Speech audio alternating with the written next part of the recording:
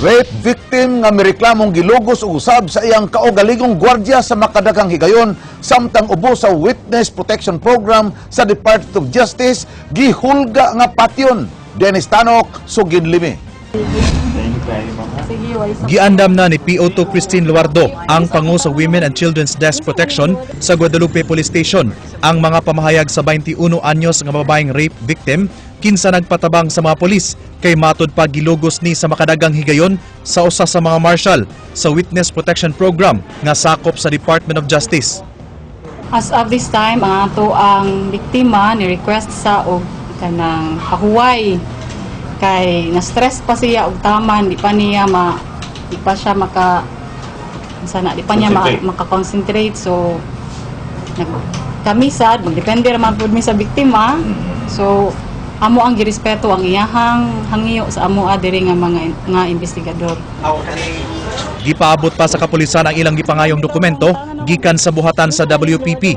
Nasayran nga strikto ang maong buhatan sa paghatag og mga impormasyon kabahin sa ilang ahensya tungod na sab sa nature sa ilang trabaho. Gibutyag ni PO2 Luardo nga matud pa dunay death threat ang biktima. Actually sa kagahapon na ay unidentified nga caller lang daw pero wa siya kaila. Nitawag ko na sa iyaha ba. So far dili man kaayo clear ang iyaha sang gisulti pero there is a threat daw ko na. Samtang magpaabot ra ang buhatan sa Ombudsman Visayas kung dunay moreklamo batok sa marshal nga nailhan lang nga si codename Billy kay ubos gihapon kini sa ilang jurisdiction bisan og sakop kini sa Department of Justice. Kung ayaw niya, di ba? So tingnan natin kung gusto niya. Kung gusto niya mag-file, pwede siya mag-file sa Office of the Ombudsman na titingnan namin. Nasayran nga kun mahumana ang investigasyon sa PNP adto gihapon kini padung sa buhatan sa ombudsman ug ang ombudsman na mo'y mo-file sa kaso batok sa suspect. Dennis Tanok, News 5.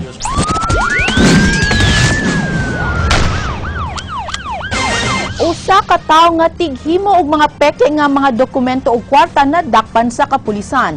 Ang fake money nga nakuha nga naglakip sa mga gikopya nga US dollars mo kantidad unta og kapin sa 2 ka milyon ka pesos. Ray Pasaporte, Sugin Limi. Nasikop sa kapulisan si Richard Yu ang gipasangilang tighimo og mga fake nga tag sa kalibo nga kwarta ingon man dolyar atol sa gilusad nga buy bust operation. Siya nadakpan sulod sa iyang panimay mga alas 8 kagabi sa Univille sa barangay Kasambagan, siyudad sa Sugbo. So ilan ni palitan worth 20,000 pesos. Ini. So ang worth ni sa buy bust is worth 2,000 pesos. Okay, so baligya ang gud niyang usa sa 1,000 is 190 pesos to 100 pesos. Pero kung sa Kamagayan ang ihalin na niya sa 1,000 worth 200 to 250 pesos. Kaya gawasan ni sa fake money di ay nga iya nga kanang piso bill nga tag 1,000 no manufacture sa ni siya og dollars. Oo. Mukabat sa 800,000 nga tags 1,000 ang nahuman samtang 2 milyones ang wala pa mahuman ug himo nga naglakip na sa mga US dollars.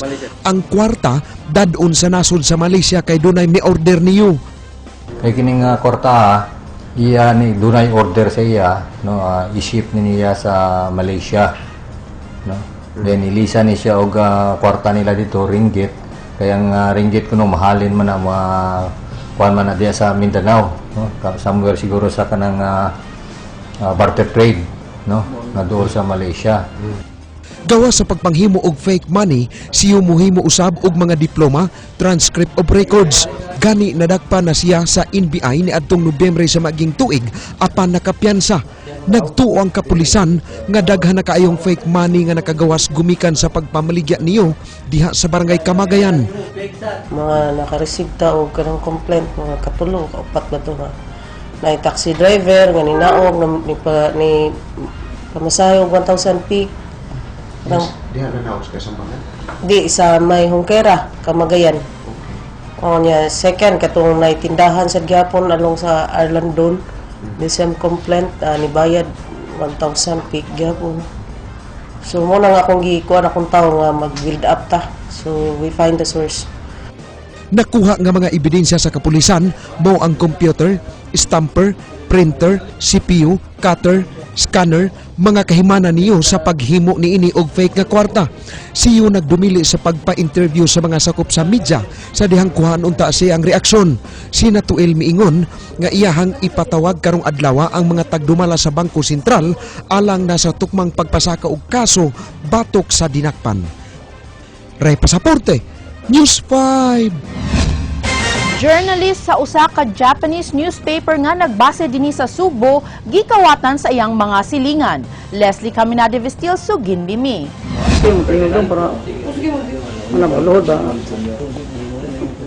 Hilabihan nga nakapangayo og pasaylo kining usa ka batan-on uban sa iyang higala human miunay pagpangawat silang silingan nga naghatagan kaniya og pagkaon kagabi nasikop sa kapulisan sa Investigation and Detective Management Branch sa Mandawi City Police Office sila si Alan Golyemas ug Janico Bungo nga puros mulupyo sa barangay Cambaro. Ang duha gireklamo nga nangawat sa kwartang gipanag-iya ni Melanie Cuno, usa ka journalist sa Japanese newspaper nga nagbase sa Sugbo. Midangop kinis kapulisan human niya makiti ang duruha nga padung mugawas silang panimay.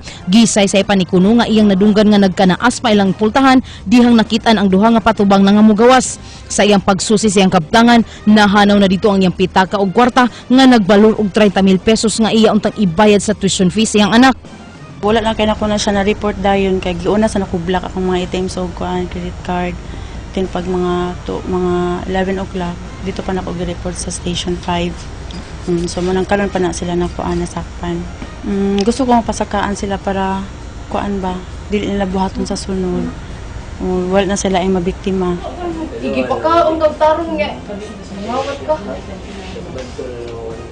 Bisan pa man og hilabihan nga nangayo og pasaylo ang duruha apan gusto sa biktima nga makamatngon ang mga batan-on sa ilang nahimong salaod.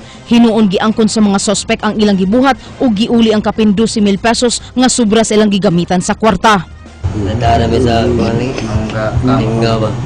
Tingga naman sa munduwa. Sa munduwa, bilyard. Ito ara sa nilo.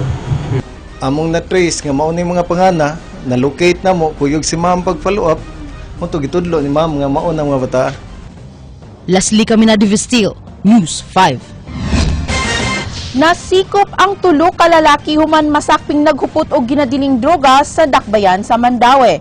Gila mga dinakpan nga sila si Oliver Lawas ug Eddie Saboroso, mga lumulupyo sa lungsod sa Konsolasyon ug Joven Lumagas nga taga Dakbayan sa Mandawi. Ang kapulisan sa Mandawi Police Station 4 miserve sa usa ka warrant of arrest batok kang Oliver Lawas sa iyang panimalay. Didto nakit-an si Saboroso nga namuto sa gituohang shabu. Na-recover ang duha ka bulto sa gituohang shabu nga nagkantidad og 50,000 pesos ug laing 5 ka gagmayng pakete sa gituohang shabu nga nagbalor og 2,500. Samtang nadakpan usab ang usa ka Joven Lumagas human makuha sa usa ka toy gun ug 4 ka gagmayng pakete sa gituohang shabu. Si Lumagas mipadayag nga personal consumption lang ang drogas nga nakuha gikan kaniya. Usa sa duha ka pulis nga napalgan sa random drug test nga migamit sa gidili nga drogas taktakon sa serbisyo kung mapakyas kini pag-report ug mga adlaw. Ang laing pulis gitangtang na usab sa iyang pwesto. Ryan Sorote, Sugin Limi. Parilibuan sa Cebu Provincial Headquarters ang pulis sa lungsod sa Badian nga napalgan nga migamit og ginadili nga drogas atol sa surprise drug test sa miaging semana.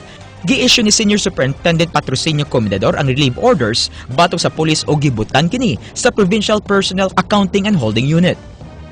Ako siya gi-relieve dito rather than amo siya i-trap to be a long process mo.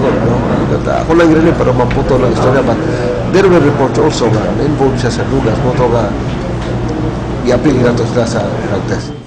Wala usa nganli ni Komendador ang duha ka pulis samtang gipaabot pa ang confirmatory test. Giklaro ni Komendador nga kung magnegatibo sa confirmatory test ang pulis, mahimo kini nga ibalik sa Badian Police Station. Wala na usab mitunga sa trabaho ang laing pulis nga napalgan nga migamit og ginadili nga drogas sa bawang gihapong random drug test. Mato ni Komendador, mahimong taktakon sa serbisyo ang pulis kundi kini makareport og mag-adlaw. Ang pulis kanina destino sa South Bus Terminal. Apan gitangtang kini sa pwesto tungod sa pagkalambigit ni ini sa pagpangayog tong sa mga bus drivers. I have given orders sa admin to assign them to the PHQ, to the admin holding center. Sa nakalabay nga duha ka tuig, unom na ka mga pulis ang ipang-dismiss tungod sa paggamit og ginadaling drogas. Ryan Sorote, News 5.